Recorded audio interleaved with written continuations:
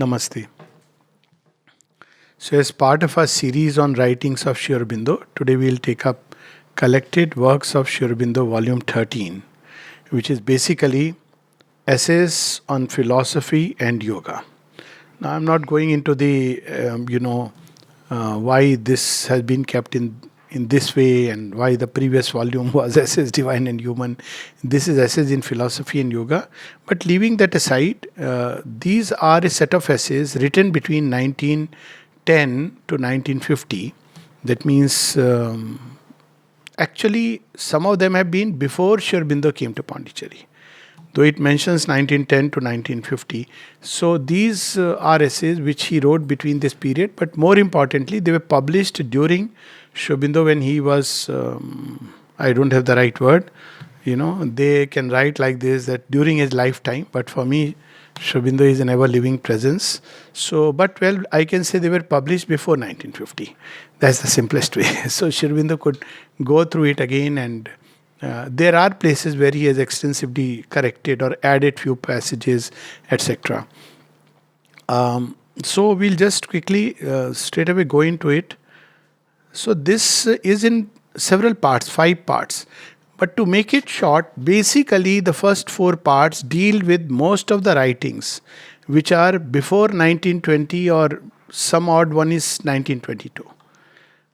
The last one, the Supplemental Manifestation, is the last set of essays written by Sri Aurobindo from 1949 to 1950.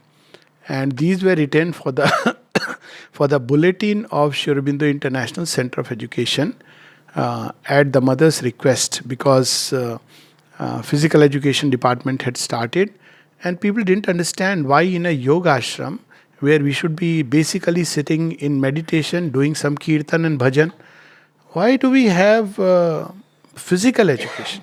So they didn't understand, many of the old timers, many of the traditional people. So only they would listen to Sri Aurobindo's, so Sri Aurobindo wrote a series of essays.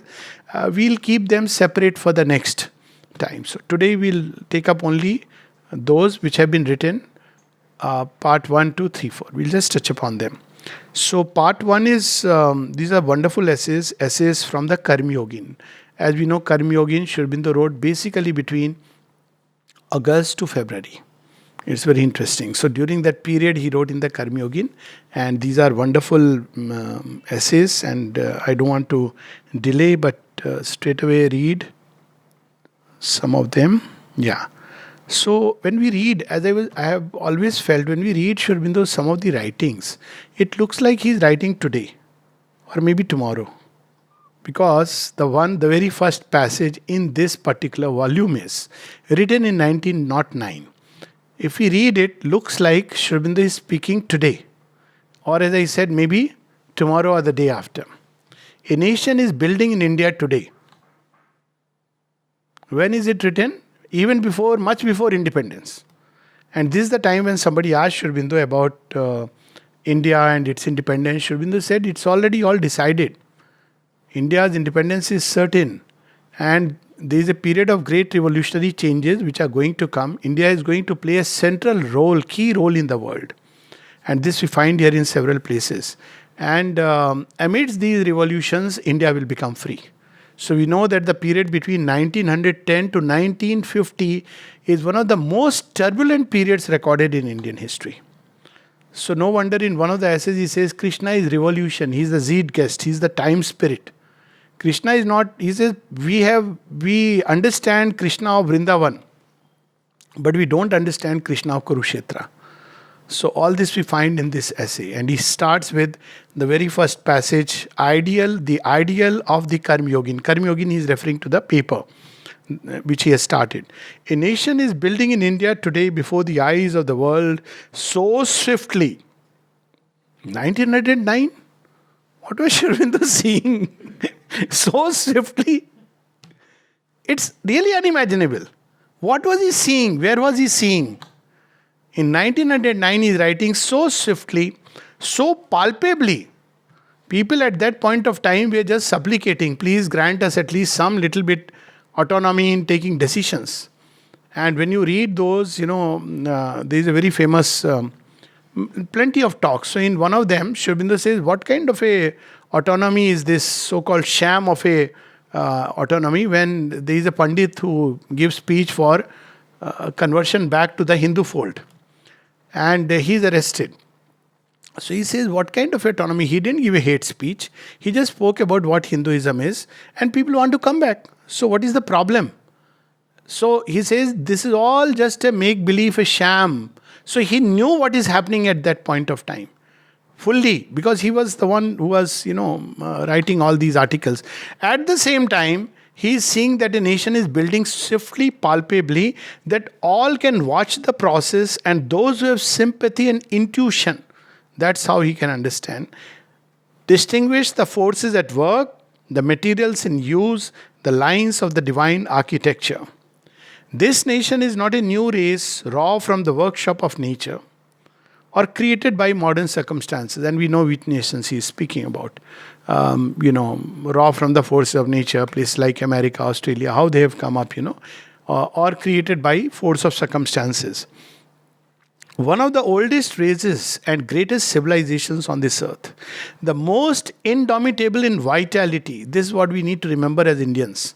We have forgotten that. We just think, spirituality is all about going to a temple, sitting in quietude. But this was a nation which had such stupendous vitality.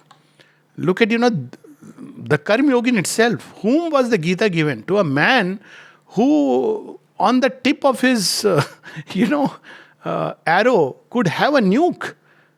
He had a tunir which was inexhaustible, who could go up to the heavens and even challenge the gods. These were the great ones who, even the rishis, we have this idea of rishis who are, all bearded, sitting with dand, but these were the rishis, Rishi Agast, who gave weapons, celestial weapons to Lord Rama.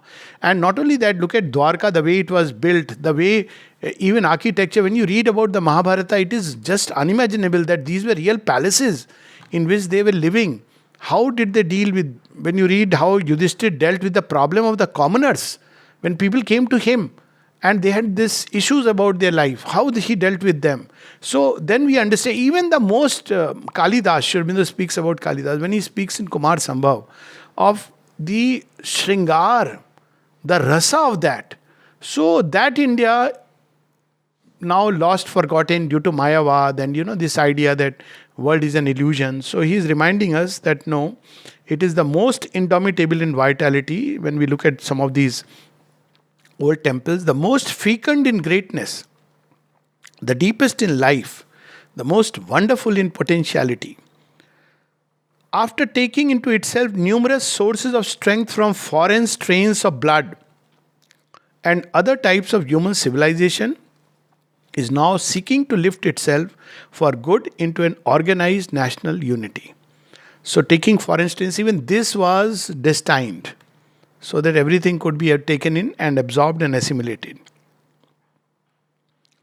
And then he says, we say to the nation, it is God's will that we should be ourselves. This is so relevant because we are not only celebrating 150th year of Sri Aurobindo's birth, which is the most important, but equally 75th year of India's independence. So what is Sri Aurobindo's message to India and us as Indians? No better place than this directly. We say to the nation, it is God's will that we should be ourselves and not Europe. We have sought to regain life by following the law of another being than our own. We must return and seek the sources of life and strength within ourselves. We must know our past and recover it for the purposes of our future. And he has a command for us. We say to the individual and especially to the young who are now arising to do India's work, the world's work, God's work. That time he has seen individuals who are going to arise, and he is saying intuition and sympathy. You can know. You cannot cherish these ideals, still less can you fulfill them. If you subject your minds to European ideas or look at life from the material standpoint, this is important to understand that he is not against Europe or any civilization. They have the right. They must follow their own law and fulfill itself. But India is India. It must discover its own roots and fulfill it. All that he is saying is that you don't follow Europe, nor is asking Europe to follow India or any other nation. Each country, each continent must follow its own deepest impulse. And then he gives the mantra, materially you are nothing, spiritually you are everything. This is the great message of India. It is only the Indian who can believe everything, dare everything, sacrifice everything. If you look into the whole history of the race, I mean, what sacrifices people could make, sacrifice even of the highest gains of tapasya for the sake of a greater good. The story of Dadichi is just unimaginable. That the man with so much tapasya has accumulated so much spiritual force within his very bones, and he is ready to sacrifice it for the sake of the greater good, because asuras have to be killed. So this was or you look at we call Nari as Abla. This is, this is one of the worst kind of things which have been taught to women. By constantly saying Nari is Abla, Nari is Abla, Nari started believing I am Abla. Then the next message was, you need a man to be Sabla. And so she has been made dependent. But is Draupadi Abla? I mean, she held 5 husbands, ensured that the empire collapses. And what an empire she ensured its collapse, which was guarded by men like Bhishma, Drona, Karna, unimaginable. But this one lady, actually she was a one-woman army who harnessed all the forces of that time, and like Kali, didn't fight the battle outwardly. But in short, every time Arjun will say, do you really think, Panchali, we should take a fight? And she'll say, all right, don't you see my hairs? Aren't you reminded? Or when Bhima will say, Bada Bhaiya is saying, I must listen to my big brother because brother are brothers. He would say, yes, brother is brother, but dharma is dharma. Where have you forgotten your dharma? If you read the dialogues between Draupadi and the brothers, especially, when Yudhishthir and they are discussing and then she intervenes, you just wonder that this is womanhood of India. And not only one, look at many of them. I mean, how they would send their husbands into war, and how the women folk of the rishis, they would sacrifice their life for the sake of spiritual progress. So she says, first therefore become Indians. So we'll say we are already Indians because we have a passport. Sri Aurobindo says there are Indians in European bodies and there are Europeans in Indian bodies. And I may add, there are Europeans, there are Muslims, and there are all kinds of Arabians, all in Indian bodies. But there are some who are Indians in Indian bodies. So he is saying, recover your Indianness. What is Indianness? Do I have to have a passport? Do I have to have a surname? No, that's not Indianness. He is reminding ourselves, recover the patrimony of your forefathers. This is an inheritance we have received. Recover the Aryan thought. This is something really beautiful that we receive in India. Every time I go abroad, there's something people ask, what is the difference between giving a talk here and giving a talk elsewhere? So, here we receive such priceless gifts which we sometimes don't even value. Nobody here asks, okay, what is surrender? What is faith? We have just received it like that. But once you have this kind of westernized education, your mind begins to what really is faith? Is it faith or is it belief? It's because that education is completely clouded our very natural state. So this is the Indianness. Recover the Aryan character, the Aryan discipline, the Aryan life. What is the Aryan character? I mean, one quality which one can say is courage. The other is love. Third is selflessness. This is the Aryan character. Nobility of temperament. In this very volume it describes that. So we'll keep it for that. Recover them not only in intellect or sentiment, but in your lives. It's just not enough that we discuss, debate and say, oh, I am very emotional, attached to India. No, recover it in life. Live them and you will be great and strong, mighty, invincible and fearless. The Aryan is fearless. He is invincible because he doesn't believe in defeat. He, as Sri Aurobindo says in one of his writings, even if the whole world were against what I am doing and didn't believe in it, even if all went and smashed, I would look beyond the smash to the new creation. I will go on either to conquer or to perish. This is the stuff of which yoga is made. Not this ki after few years, what is it? I don't know. I don't see supermind. We don't see even the what's happening inside us. Supermind is too big. So either I'll go on even if I'm the only one to do it, to believe in it. That's the ardent character. Difficulty, neither life nor death will have any terrors for you. Difficulty and impossibility will vanish from your vocabularies. For it is in the spirit that strength is eternal, and you must win back the kingdom of yourselves, the inner Swaraj, before you can win back your outer empire.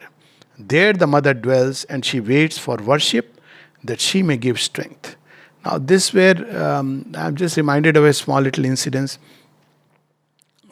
Someone very, it happens in houses, especially when there is a daughter who is born and brought up in a family where people are devotees, and then you get married and you go to a family where people don't want, and they don't want even to keep a picture of the mother. They don't want you to see. So someone was sharing with it, and naturally tears were rolling down the cheek. I said, "You're fortunate because now you can keep the mother sheltered in the heart, and you sheltered in her, because nobody can snatch away or come near her. Keep her in the heart, worship her in the heart." There are people who have it outside but don't have it inside. Of course, ideal is both. But this is a place. So he's saying, there the mother dwells. Recover her there. Believe in her. Serve her. Lose your will in hers. Your egoism in the greater ego of the country. Your separate selfishness in the service of humanity. Recover the source of all strength in yourselves, and all else will be added to you.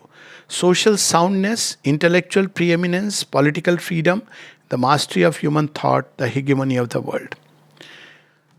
So this is the power-packed essay with which this volume begins. Then there are a series of essays.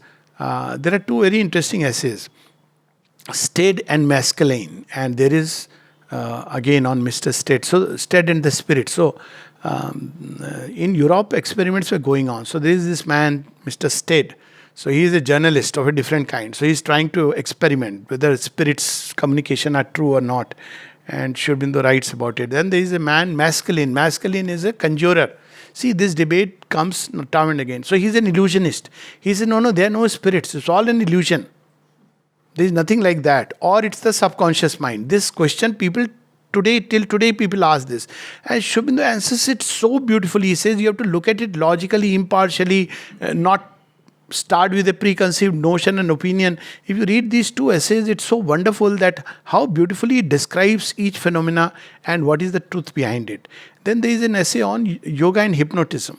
So people are very, because in hypnosis you can do marvelous things. Like, for instance, you can not only learn new language, you can relearn, you can bring out of your inner self things which you didn't know existed. I have myself seen, hypnosis is a very fascinating phenomenon. So he says, what is it? So he describes very beautifully in this essay that normally we are glued to the surface and we are governed by all the collective suggestions. Collective suggestions are, you can do this and you cannot do this. You can do this, you cannot do this. You are limited, you are limited. You are limited in 100 ways. But in hypnosis, what happens? Just like in our sleep state, you withdraw from that waking mind. So your mind is freed, and it's freed from the stranglehold of the waking consciousness. So your mind's new possibilities come up. But then he makes a difference that in hypnosis, you surrender your will to another will. So whatever the person says, you do it. And I have seen people, why hypnosis, even subconscious mind, I have seen people who are not well. I mean, catatonic schizophrenics, I have never understood. Hours they can keep their hand hanging in the air. They don't eat, they don't drink, and they are so aggressively violent. Of course, this is because of the lower vital force energies. We had this lady here, no? It's so strange. She was moving around, all around, homeless lady, no dress to change, and in rain and everything. God knows how she ate and what she ate, but she had all the strength to take a stick and beat somebody and chase away the person. So it was positioned by these forces which were using her will. So why hypnosis is not good is because hypnosis tells you that there are deeper possibilities. But to put yourself under hypnosis is not good because you are letting somebody else's will take hold of yours. And then we don't know what that person would be. On the other hand, I have so many stories to tell about it, but time frame, one can fall sick. I have seen all that. But at the same time, what does yoga do? It dehypnotizes us from this, and you discover the greater possibilities of your own will when it unites with the divine will. So to that extent, there is the difference. Then there is a beautiful essay on the greatness of the individual. What is the greatness of the great? And it's a wonderful essay. I'll just read a passage. The greatness of this teaching is for the great. Which teaching? Gita. The Gita is not given, is the one scripture which is unique in several respects. One of them is its setting is very unique.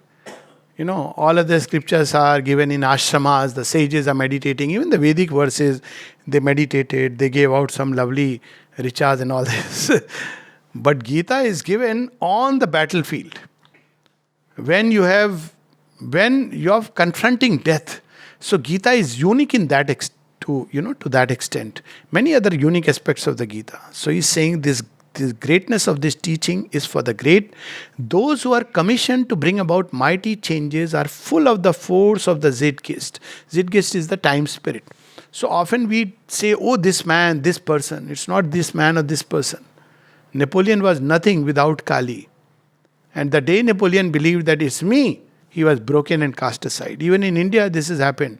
There has been once upon a time a very strong prime minister, very capable. And yet the day one began to believe, no, it's me, my will, which I can impose.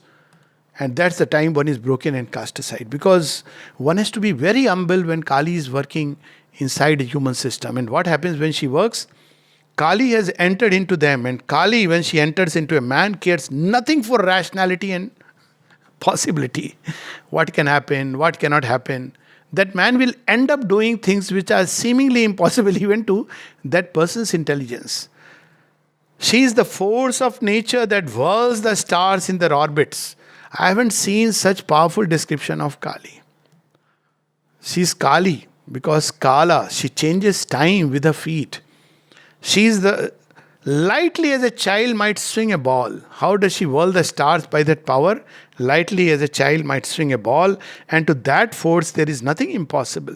She is Aghatana, Ghatana Patiyasi. Very skillful in bringing about the impossible. She specializes in bringing about that which human beings say is impossible. She says, yes, that's what I am going to accomplish. And she does it as if in a jiffy. And with her intervention, when we read Mahakali's description, Sri Aurobindo says, but for her, that which would have taken centuries happens in a few moments. She is capable of that. She is the Devatma Shakti, Swagun, or Nirgunya, the power of the divine spirit hidden in the modes of its own workings. And she needs nothing but time to carry out the purpose with which she is commissioned. She moves in time and the very movement fulfills itself. It is not an accident that she works in one man more than in another. He is chosen because he is a likely vessel. And having chosen him, she neither rejects him till the purpose is fulfilled, nor allows him to reject her. Because that's how she works. Why? Because she sees a possibility. That's how she operates. Then there is a wonderful essay written in 1912, of course one of my favorites, which had touched me very deeply. It had come out as a booklet, and that essay is called The Yoga and Its Objects. And though in 1922 or sometime, or maybe 1932, Sri Aurobindo did write that it represents an early phase of the yoga, because it was written in 1912, and it does not fully represent now, because yoga has evolved and changed. And yet this book was reprinted in 1942 and even later on, 47. And obviously Sri Aurobindo's consent is there. Those who want to really understand the yoga in its simplest way, and those who are grounded in the Gita, this is the wonderful, most wonderful book. Just reading it is so uplifting. And here you find that Sri Aurobindo speaks about the 4 aids in the synthesis of yoga. You find it here for the first time, when in one page he describes that there are 4 aids as given in Sanat Sujate. So I'll just read the first passage and the last one. Very powerful. It's a must read, I feel. I mean, don't pass over it just because Sri Aurobindo said that, but know that yes, because 1912, what is the main difference? The main difference is the mother has not come. So one must understand. To that extent, the yoga became much more easier. The yoga we practice is not for ourselves alone, but for the divine. This itself is so liberating. Its aim is to work out the will of the divine in the world, to effect a spiritual transformation, and to bring down a divine nature and a divine life into the mental, vital, and physical nature and life of humanity. This is perfect. I mean, one line he has described. What is the objective of yoga? Is to hasten the divine manifestation and the divine will operating upon earth. It is distorted in 100 ways within us and in the world. That is the reason why the world is what it is, distorted in every way. It's not an illusion, but it's a distortion. To set right, there has to be more and more people who are completely in tune with the divine will and act according to that, which means no personal opinions, prejudices, preferences, but just a complete opening, wideness, plasticity, equanimity.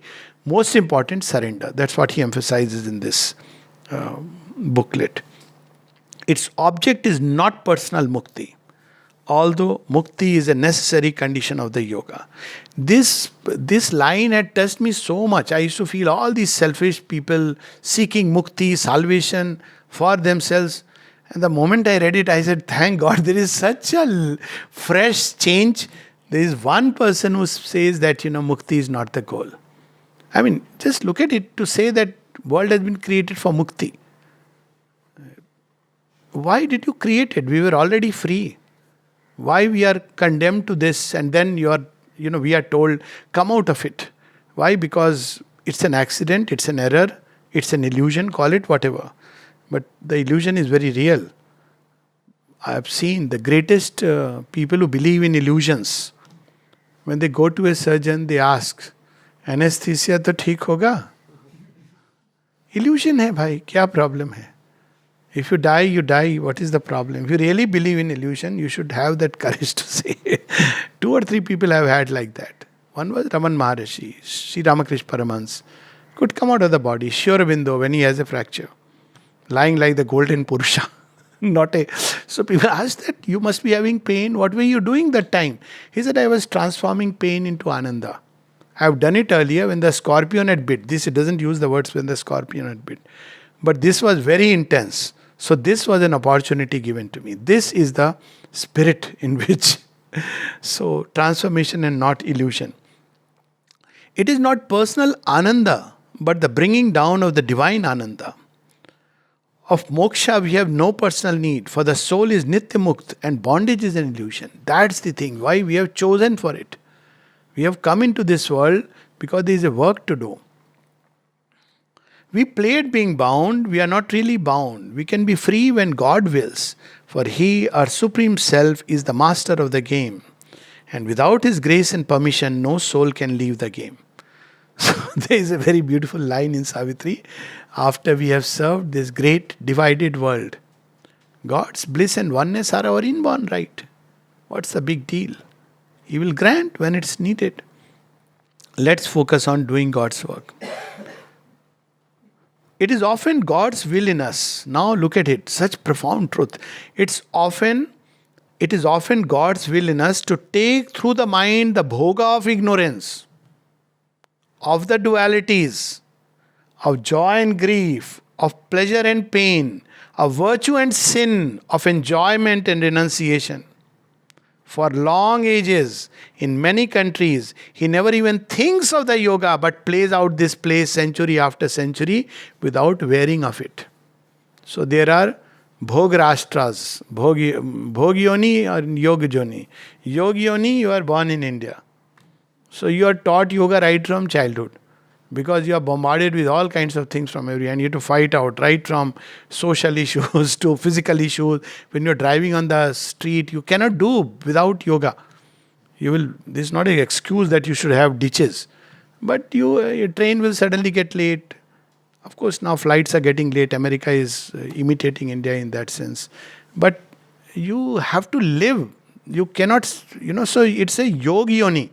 But when you want bhogyoni, when God says, oh, he is not good for anything, let me give him some toys to play. Then you are born in, Switzerland, I don't know what country, New Zealand, or some such place that, okay, have enjoyment of life. And then, boy, come for work now. Come to India.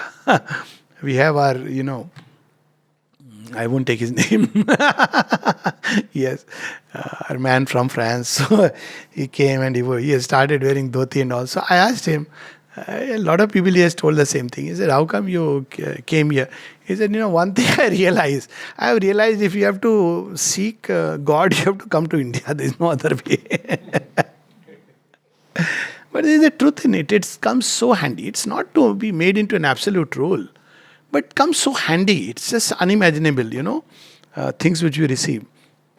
But look at it that God, everything that happens, we go through the steps. There is nothing evil in this, nothing which we need condemn or from which we need shrink. It is God's play. The wise man is he who recognizes this truth and knowing his freedom, yet plays out God's play, waiting for his command to change the methods of the game. So when he puts us in some place, play with that, but completely inwardly, you should be free. One should not be. That's the difference. That you are playing a game, knowing fully. It's like, I give this example when parents play Ludo with their children. They don't enjoy the play, but they enjoy the child and the joy of the child. So the moment the child says, okay, enough, throws up. So you don't say, oh my God, I was going to win. That was never the issue. So play the game without this idea of success, failure, winning. These are never in the format of God. We have created this format. This was never there. The mind has created these things. Play the game. When he seeks to change it. God always keeps for himself a chosen country in which the higher knowledge is through all chances and dangers, by the few or the many, continually preserved. And for the present, in this Chaturyug, at least, the country is India.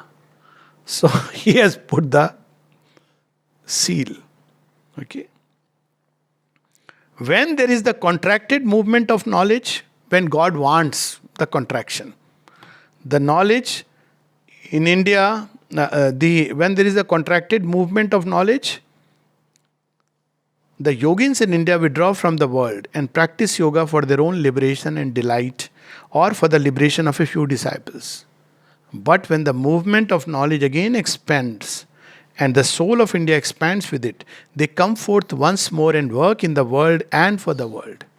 Yogins like Janak, Ajatshatru and Kartavirya once more sit on the thrones of the world and govern the nations. Is it talking of today? Then, of course, so beautifully, it's a longish book, many pages. I don't remember, but certainly about 30-40 pages. And toward the end, he says,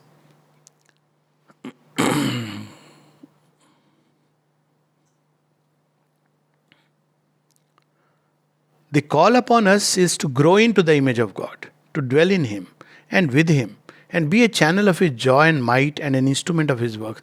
This thought came several times, so I can share it. When you look at Sri Aurobindo, one of the thoughts is, if at all we have to be something, make us like you. A miniature image.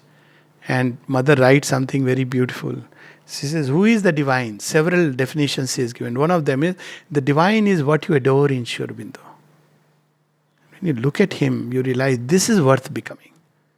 Not ye kya banega bacha, bada hoke, acha, I'll become this, engineer, doctor. What will you do after becoming a doctor and engineer? I'll build a big house, hospitals. So I'll be a very dignified pickpocketer. Sorry. You go to a branded store, you are pickpocketed without realizing it. Pickpocketer at least, takes advantage of your unconsciousness. This fellow is fooling you. It is 500 rupees shirt which has been made in some local place. And when you pick up branded, you walk out with 2,500 shirt in a nice lifafa. Nowadays they charge for that also, with that written on it, and you're very happy displaying, whatever. All of my shirts are given, so don't, nothing. Well, branded, see, for this they ask money. Shirt is the same. A little bit, it happens to all of us, no? In America, I picked up, I said, this is very nice fabric made in Ludhiana. So sometimes you pick up and then you come back and you realize, are so then you know that they made an export quality to get more money. So all this, things go on. So he says, don't live like that. What is the call upon us? Purified from all that is ashubha, transfigured in soul by his touch. We have to act in the world as dynamos of that divine electricity. There is a line in Savitri. Man is a dynamo for God's work. Nature does most in him, God the high rest. So what is only his soul's consent is his own. Man is a dynamo for God's work. But how he prepares the dynamo, that also Savitri describes. His clay was beaten by hammers to turn into a statue of God. So here he describes, purified from all this, you become dynamos of that divine electricity and send it thrilling and radiating through mankind. So that wherever one of us stands, hundreds around may become full of his light and force, full of God and full of Ananda. Churches, orders, theologies, philosophies have failed to save mankind. Churches, not just church, but all the churches here stands for all these theological, dogmatic, or these spaces where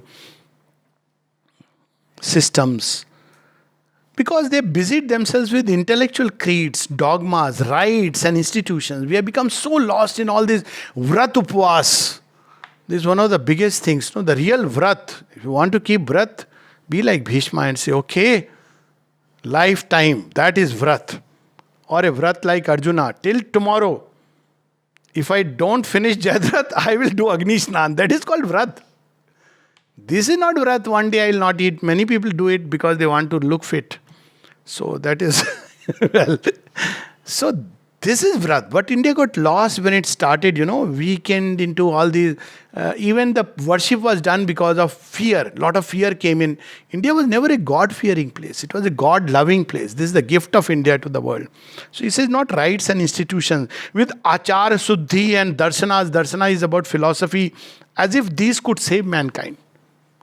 All these, Shat Darshana and, all the Vedanta, Dvaita, Advaita. Then again you will have Madhavacharyas, Nimbarkas, Ramanuja, all great people. They were great. Discover something new. Find your own Vedanta which is there in the heart. The Veda will unfold in each one in a unique way. So there he is speaking of that. We must go back to the one thing needful. Take up again Christ's gospel of the purity and perfection of mankind, Muhammad's gospel of perfect submission, self-surrender and servitude to God. Kuch bhi karega uske liye. So, but look at that part, zealot. I mean, don't care. They are like, of course, this has a nuisance value. I mean, this is my time for prayer. And, of course, the problem is when you compel others to follow it.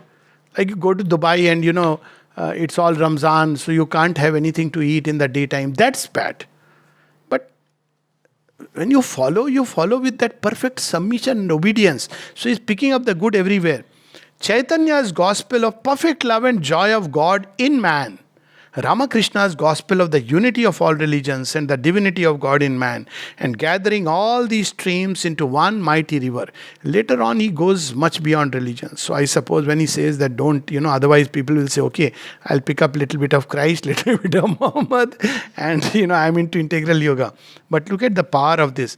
And gathering all these streams into one mighty river, one purifying and redeeming Ganges, pour it over the death in life of a materialistic humanity. He calls materialistic humanity as a living dead. Death in life. They're alive. From a higher standpoint, dead. Why? Because there is no greater awareness, no greater seeking. Pour it over the death in life of a materialistic humanity as Bhagirath let down the Ganges and flooded with it the ashes of his fathers, so that there may be a resurrection of the soul in mankind and the Satyug for a while return to the world. Nor is this the whole object of the Leela or the Yoga. And then finally he says something very powerful. Small is his work, even if he succeeds. who labors for his own salvation or the salvation of a few. For many years I used to just take it out and put it in my...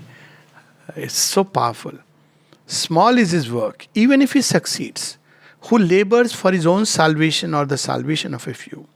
Infinitely great is his, even if he fail or succeed only partially or for a season, who lives only to bring about peace of soul, joy, purity and perfection among all mankind.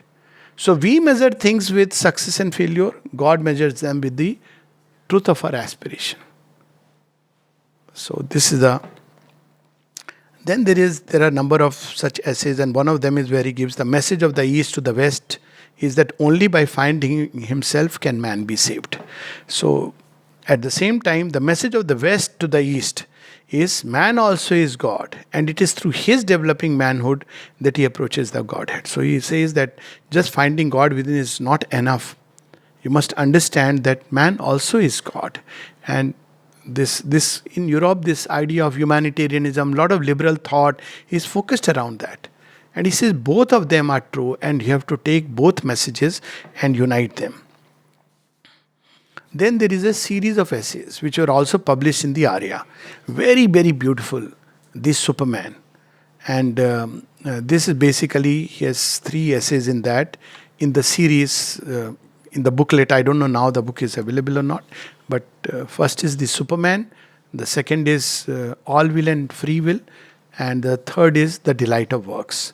And all these 3 are marvels. But the Superman, he talks about 2 lines of human evolution. So Superman is beyond man. So who is Superman? So we can evolve along the lines of the Deva, or we can evolve along the lines of the Titan. Both are beyond the human capacity. Look at Ravana. Human beings were like toys to him. Even gods, they were, So what is the fundamental difference? And here he gives very nice key to recognize. So we have this story of Asuras, and unfortunately we saw them all, with, horns. Some Asuras can be very good looking. Don't go by looks. Very smart. They can travel in very nice car, come out sophisticated English, tell you I am Harvard. Oh, he cannot be Asura. Asura to uncouth people who don't know how to wear a dress properly. Don't be mistaken by appearances. Huh? Ravana had a private jet. But this is how we have, because we are fed by all this masala. Asura is doing all kinds of, he, and then he comes. And, you paint an image. That's not an Asura. They represent force of a certain kind without knowledge. That is an Asura. He is the another side of God, the left side. And that's why when he falls, what happens? So God and Titan, Deva and Asura, are indeed close kin in their differences. Nor could either have been spared in the evolution.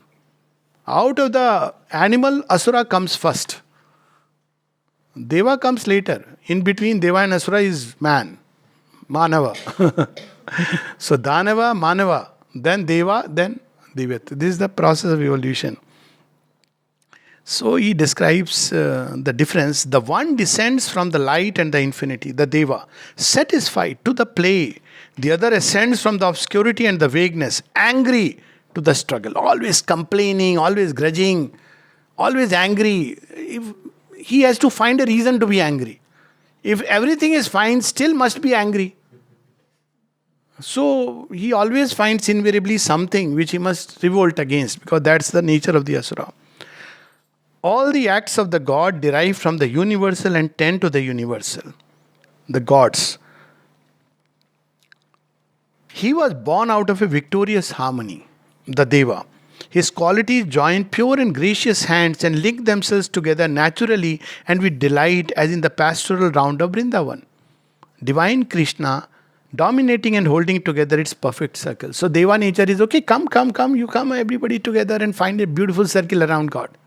Asura, this is mine. How somebody else has come? This person. But I must be closer. So by that he shuts himself from everything, from the universal. This is the fundamental difference between the Deva nature and the Asura. Deva loves to share and take the joy in that. Asura wants to just appropriate everything for himself. So this is where he says, to evolve in the sense of the God is to grow in intuition, in light, in joy, in love, in happy mastery.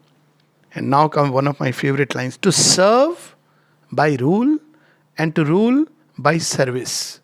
To be able to be bold and swift and even violent without hurt or wickedness. Only he can write in such masterly way. So Deva is not like non-violent, okay, you do whatever. I will just be bare-bodied, use a stick and... No. Deva can be royal, but without the trappings. Even he rules, but he will still serve. Serve all mankind. Not like only a particular class of people I will serve. So, he says, and Deva, not only he can be and even violent without hurt or wickedness, and mild and kindly and even self-indulgent without laxity or vice or weakness. He can be self-indulgent. Come, let's play. Mother, just imagine. I mean, people paint a picture, oh, mother. Like, in Carmel Convent we had Mother Superior. But they were generally, some of them were very nice. But here you have a picture, mother. But you know what mother? Mother would play Ringa Ringa Roses in a room. Are you aware of that with children? All kinds of games she would play right in a room. And she said, I am much more natural. It's much more natural for me to express the divinity when there are children. So much they used to do literally udham. I mean, naughtiness and all that. One day, for years, decades, right below where there is a meditation room, children would jump, play. One day the mother comes and tells them, this is Pavitra's sleeping hour, if you can be little. Not for her or Sri Aurobindo. Pavitra's sleeping hour. He is resting. This is the divine. Self-indulgent. To an extent that even a sparrow and a cat, Sri Aurobindo would indulge. When a cat has jumped and sat on Sri Aurobindo's chair and he is coming for those evening talks, he doesn't look at it and looks at the disciples, why you people didn't notice, do anything. They know if they do this, they are the ones who are going to hear the lecture. Or just by smile he will indicate. So Sri Aurobindo would sit on the side in a corner of the chair. And the cat is royally resting. And there is a sparrow on the ledge of the door. And when Pooja Lalji is going inside, mother is stopping him. Wait, this. What is it, mother? There is a sparrow sitting on the door. Sri Aurobindo does not want you to disturb her. Sparrow. And he says, by mother's grace, I could finish everything and come out. This is how the Lord sees God-like nature. Not like, do this for me, do that for me. So, to make a bright and happy whole in oneself and by sympathy with mankind and all creatures. And in the end, it is to evolve a large impersonal personality and to heighten sympathy into constant experience of world oneness. For such are the gods, conscious always of their universality and therefore divine. But what about the Titan? Titan will have nothing of all this. It is too great and subtle for his comprehension. His instincts call for a visible, tangible mastery and a sensational domination. He must get a chair. And that's not enough. It must be sure that his command is followed. If he says something and you don't follow, you are out of the kingdom. So, this is the way of the Titan. How shall he feel sure of his empire? Look at the subtle satirical remark in this. Those who are really kings within, they don't care about sitting on a throne. The king knows he is a king. Those who are powerful, they don't want people to bow down to them and to remind you that you are powerful. They are powerful. They know that if they ever say something, that power released is a power, true power. Those who have the knowledge don't flaunt and keep going, you know who I am? How many talks, how many books? They have the knowledge. Knowledge makes you humble. Those who don't have these things want something external. So here he is reminding us, how shall he feel sure of his empire unless He can feel something writhing helpless under his heel. If in agony, so much the better. What is exploitation to him unless it diminishes the exploited? And people say that the beauty of the mother was every time people went and had a darshan of her. He says, you felt heightened and greatened. You went to surrender, you gave yourself. But you came back heightened. You came back free. It was, and go to a kind of beings, I know of such beings who, after they died, their disciples suddenly felt a release. Who just crushed them. And when they died, this felt suddenly as if they were released. Though during that time, they were completely under their influence. So this is the difference of a divine being. He doesn't crush you.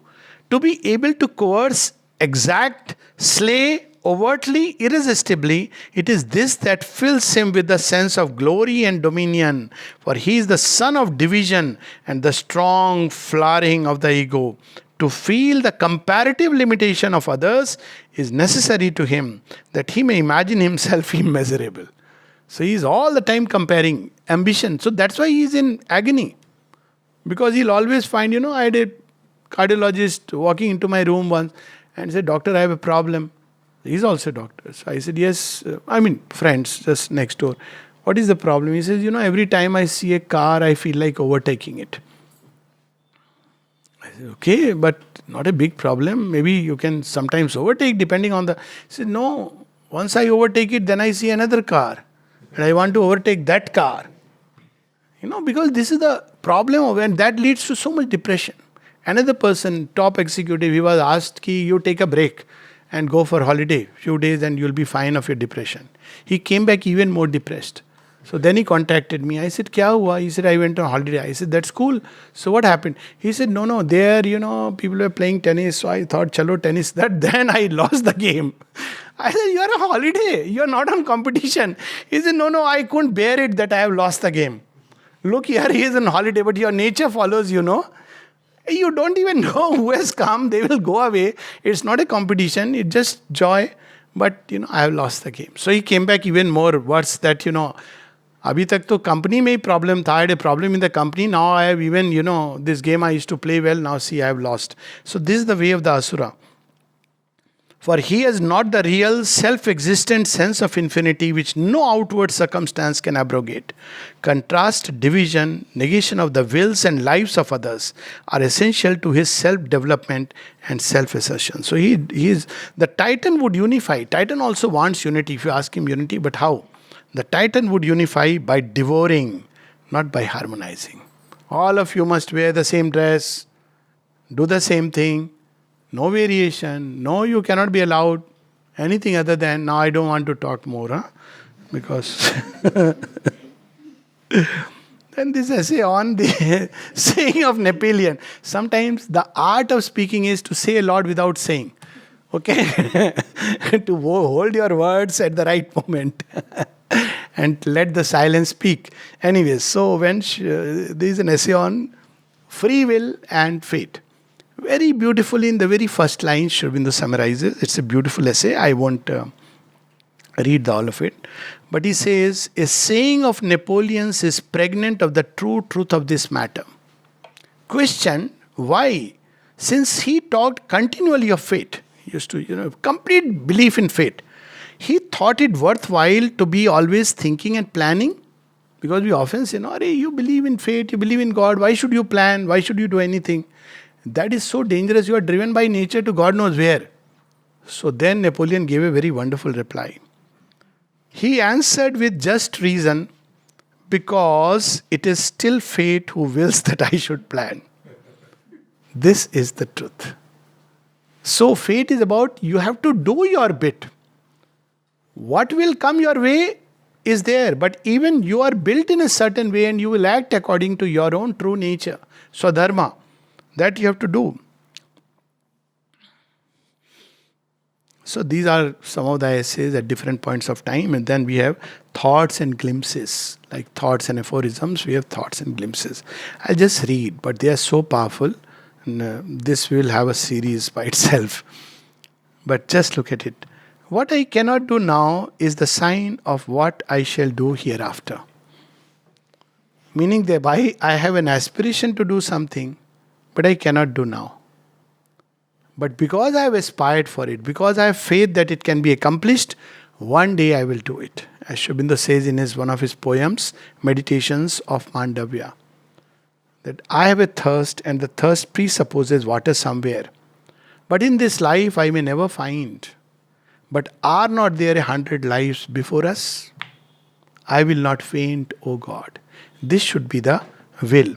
The sense of impossibility is the beginning of all possibilities. So all these aphorisms and all these are written in a way as if self-contradictory. So here you have in this self-contradictory thing reminds me of, there is a whole series of number of essays on Heraclitus. Heraclitus was a Greek mystic. But nobody knew whether he was a mystic, he was a rationalist, he was a materialist, he was a spiritualist. Because he spoke in contradictions. And people didn't quite understand what he is. But he was a deep mystic. And Sri Aurobindo has written series of essays only on Heraclitus, because one Mr. Ranade wrote a book on it. Actually, it's Heraclitos or something like that. Hera comes from that, the names in Greek. Hera is the Zeus' wife or something. She is a great goddess. So from there, Heraclitos. So Heraclitus. So series of essays. So he used to write in ways that seemed contradictory. So Sri Aurobindo writes sometimes in a way to shock the mind, to open it up. Because this temporal universe was a paradox and an impossibility, therefore the Eternal created it out of his being. Impossibility is only a sum of greater unrealized possibles. What is there new that we have yet to accomplish? New creation, new consciousness. Love, for as yet we have only accomplished hatred and self-pleasing. It's a works of love. Knowledge, for as yet we have only accomplished error and perception and conceiving. Bliss, for as yet we have only accomplished pleasure and pain and indifference. Power, for as yet we have only accomplished weakness and effort and a defeated victory. Life, for as yet we have only accomplished birth and growth and dying. Unity, for as yet we have only accomplished war and association.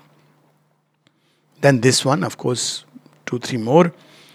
Those who are poor, ignorant, ill-born or ill-bred are not the common herd. Mark the word, not only ill-born, ill-bred. The uncouth fellow, what we call in our superior, Dehati. Is Dehati. Look at his ways, his customs, his speech. So we call them as they are, no good. Help, then he says, the common herd are all those who are satisfied with pettiness and an average humanity.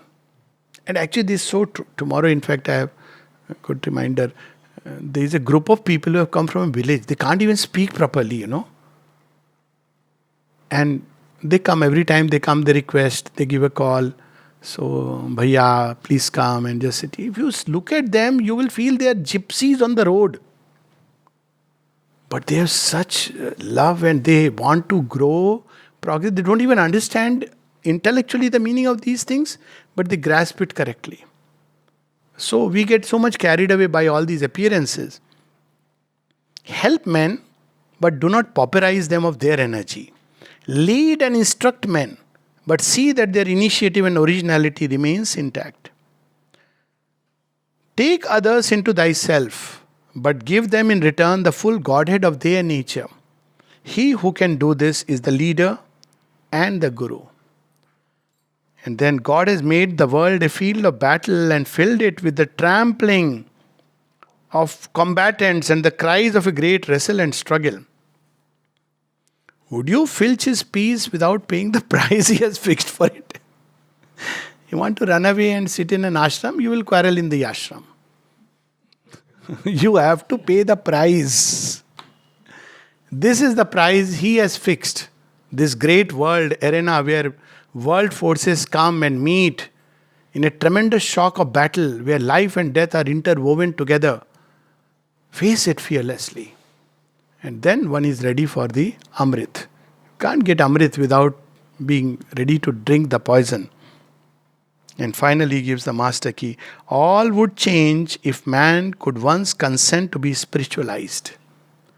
But his nature, mental and vital and physical, is rebellious to the higher law. He loves his imperfection. This is this part Mother takes up in a whole conversation in 1957. That all would change if man consents to be spiritualized. This is the solution that Sri Aurobindo offers to mankind. Not changing governments, all that is fine, good. But ultimately, man could consent to be spiritualized. And the final section, which we can just touch upon, is that there are, in this volume, certain questions people asked Sri Aurobindo. Arya used to contain a column where news were also put up. And then there were, questions which were asked to Sri Aurobindo, and he replied. For instance, when he was asked, what is the synthesis needed at the present time? He says, undoubtedly that of man himself. And he says, the peculiar character, he is diagnosing us, the peculiar character of our age is the divorce that has been pronounced between reason and faith, the logical mind and the intuitive heart. So he says, this must be synthesized. And then, of course, he was asked that, what is meditation? The word Arya, I'll take it next time. What exactly is meant by meditation and what should be its objects? Again, if we read this letter, we must remember this is before the mother's final coming. Later on, when somebody asked him what meditation is, he gives a different reply. But here he says that the thinking mind is the instrument, and how the thought, by meditation we correct the restless wandering of the mind and train it like an athlete to economize all its energies and fix them on the attainment of some desirable knowledge or self-discipline. I think the first discipline is to learn to focus on whatever thought, even if there is a discussion going on, see how the mind runs. At least to stay focused, whatever is being, to bring it back to that strand again and again. So he speaks of all this, and then somebody had asked him, this we'll read next time along with the last bit of essays, the Supplemental Manifestation, that after all you have called your journal Arya. So why it is called Arya? Because Arya is a word which was so much already misused, for instance, misrepresented. Hitler spoke of the Aryan races. Of course, it was later on. And he meant Aryan blood, he meant that Aryan blood originally is the European blood, and that's how he spoke of the invasion. People spoke of Aryan invasion. You know why Aryan invasion theory was made? Because now Britishers, they are always trying to justify the conscience of the robber. So how to justify? So they say, what is new about our invading this land? This land was already invaded long back. Aryans invaded it and they defeated the Dravidians. So it's the history of this land. So we have also invaded it. So an invaded land has been freshly invaded. So we are not doing anything morally wrong. So a whole Aryan invasion theory and then Aryan Dravidian, which now because of the political reasons people try to do it, but the time has come that people understand that this is one of the big myths that was created. And now, of course, people believe it. There are a number of evidences that this is a false theory. Migration is a different thing, but there was no invasion. There was no signs of Aryan invasion. There was a time when humanity was migrating from everywhere. That time it was not Dravidians and Aryans. And people came from all over the world and they were moving around from Africa, from Europe. They were even fighting Neanderthals and what was that other species, subspecies. They fought. Poor Neanderthals lost. They were quite developed beings, and then this species came in. So this was happening all over the world. But invasion, the invasion that never was, there are lovely books now written on it. And based on archaeological evidence, based on satellite evidence, based on historical evidences, based on evidence from the Vedas, secret of the Vedas starts with this, that there was no real Aryan invasion because, and with that we'll stop, the Aryan was not a physical type of humanity but a psychological type. Who really is an Aryan? It was a culture, it was a way of life that human beings who followed it were regarded as Aryans. And the term that was used was not Dravid but Anarya. Anarya was those who followed the life of Swachandata. I'll do whatever I feel like. And those who were into self-discipline and growth of the divinity within them, they were Arya. Why? Because they were practicing Swatantrata. Self-mastery, Swatantrata, and being driven by desires here and there is Swachandata. This was the main distinction. And what was that path they followed, and what really is the Aryan? Maybe I can just in 2 minutes finish it because then we'll have. So he was asked, what is the word Arya? He says, it came from the root Ar, and the word Ar signifies either the front part of a hull, what is it called? Plowshare, or the front part of a sword. So from there it came, they were farmers and warriors. But he says, but like all these words, they carried a different meaning. The Aryan is a farmer because he plows the soil of his nature so that the divine seed within it blossoms into its fullness. And he's a warrior because he fights with the darkness and egoism within himself to liberate the godhead who is imprisoned. This was the Aryan.